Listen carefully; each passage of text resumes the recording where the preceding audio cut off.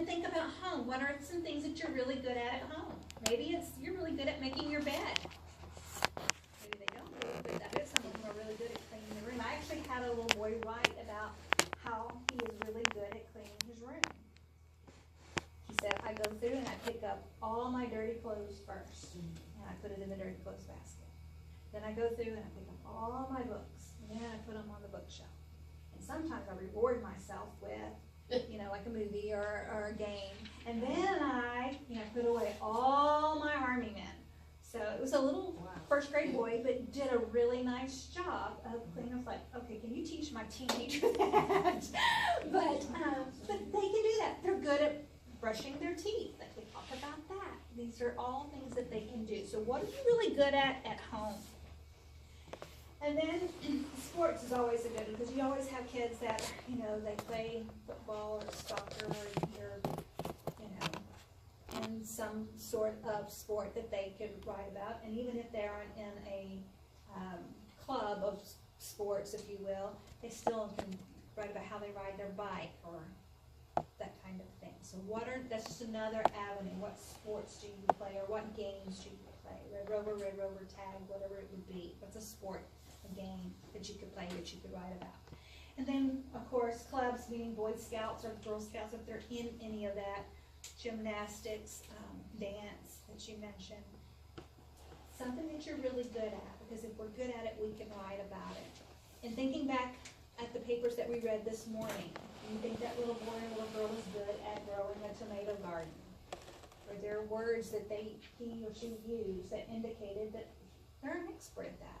Yeah. Now, I can't write about growing a tomato garden because I wouldn't have known to use those words. Or the girl that wrote about dance, and that word that she used, very specific word choice there. So if we can get them to think about what they're good at, then we know that the writing will come along, because they're going to be able to use those specific words and tell us things that we didn't know. So having that posted in your room, referring back to that, one will generate ideas for them to write on a daily basis. The day of the test, it also will help them if they can get used to using that, those 4 boxes. If we go back to our prompt, it prompted us to think about school, it prompted us to think about home and outside. So again, that's going to help kids plug in some ideas, and then they have to lift out the one that they want to write about.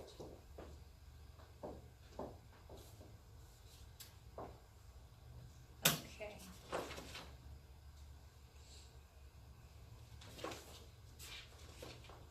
This one is called a slice of the pie. Now, for many kids, not all, but for many kids, we see them do a listing thing. So even though it said select one thing that's really hard and tell us about it, they'll write about a lot of things that were hard. You see a lot of lists. So this will help them narrow their focus.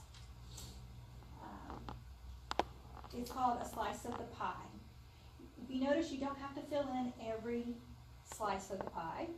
You just have to draw the pie, and you fill in the slices with some topics. For instance, if I was going to write about my family, I could write about my mom, my dad, my sister, I have an Uncle James, my grandmother, my grandfather, and my Uncle Tony. But to be honest with you, I only see Uncle Tony generally when there's a death in the family, a reason for us to get together. So I couldn't tell you a whole lot about Uncle Tony. I can only tell you about maybe one instance, that we were together. Those memories are very, very limited. But now my grandmother lives close by, and I could tell you a lot of stories, because not only do we travel together, but we spend holidays together, and we go to church together, and there's just a lot more to write. Now that doesn't mean I can't write about Uncle Tony and the one time that we did get together for a funeral, and absolutely. But if I want to have a lot of choice, I'm going to choose the family member that I could then have a lot of experiences with. So let's say I decide today I'm going to lift Grandma out. I'm going gonna take that slice of pie. But, so we don't get a listing story of all the things I could do with grandma, I need to then think about what I'm gonna write about with grandma. So then I have another pie. Here's my topic, it's still too big, it's too broad. Again, if we go back to the rubric, or not the rubric, but the writing prompt, things that are hard. We've got all the things that are hard that we talked about, we generated math, burpees, blah, blah, blah. You know, we gotta then slide out a piece, we gotta pick one. So if I think about grandma, I can tell you about how she makes her bread pudding, how she soaks the bread overnight, and how I learned how to make her bread pudding. I also can tell you about how every Thanksgiving before we leave, we have to put up ornaments on the tree and everyone has to participate. And that's kind of a family tradition now, so that when we leave, our house is ready for Christmas.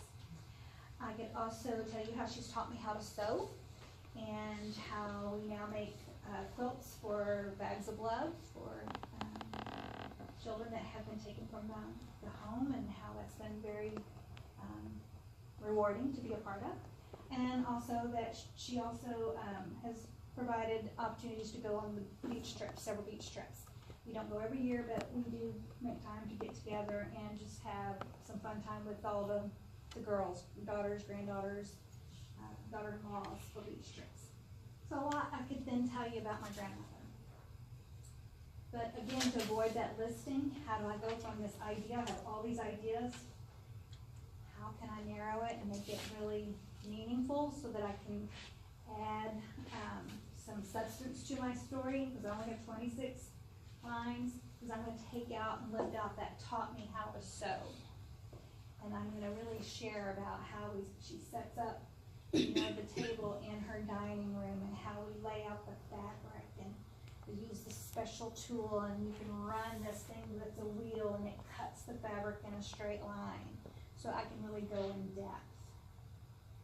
So this is just a way to help kids narrow their focus.